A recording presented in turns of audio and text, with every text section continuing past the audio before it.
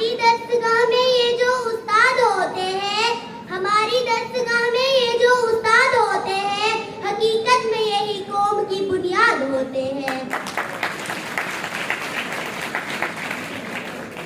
سنے روداد ہم جب بھی کسی کی کامیابی کی، سنے روداد ہم جب بھی کسی کی کامیابی کی، ہر ایک روداد میں یہ مرکزی کردار ہوتے ہیں۔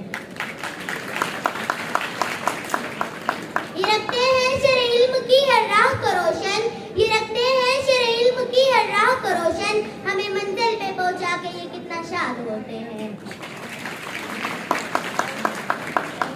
جناب صدر اور میرے عزیز ساتھیوں، السلام علیکم۔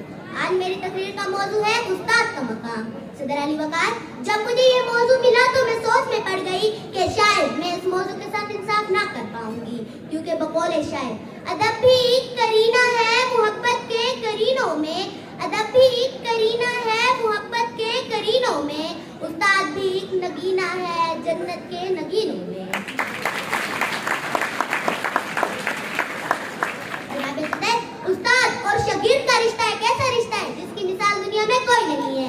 آپ اس رشتے کی اہمیت کا اندازہ اس بات سے لگا سکتے ہو کہ استاد وہ ہے جو بنجر زمین کو کھلیان بنا دے، استاد وہ ہے جو پتھر کو تراش کر اسے ہیرا بنا دے۔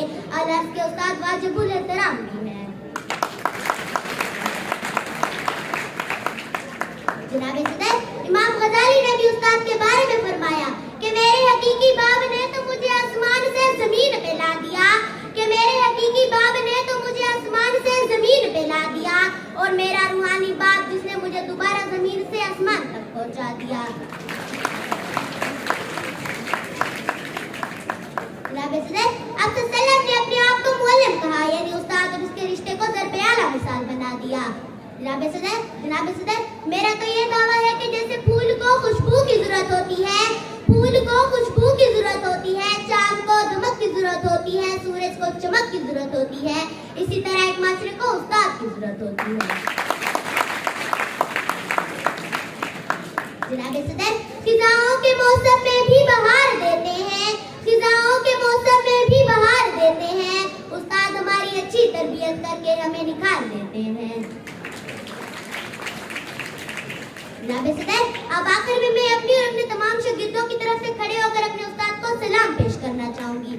پیش رو ہے پیشوا ہے تو ہے امام، پیش رو ہے پیشوا ہے تو ہے امام، تیری عظمت تیری رفت کو سلام، اے میرے استاد تو ہے ذیشان، اے میرے استاد تو ہے ذیشان، تیری عظمت تیری رفت کو سلام۔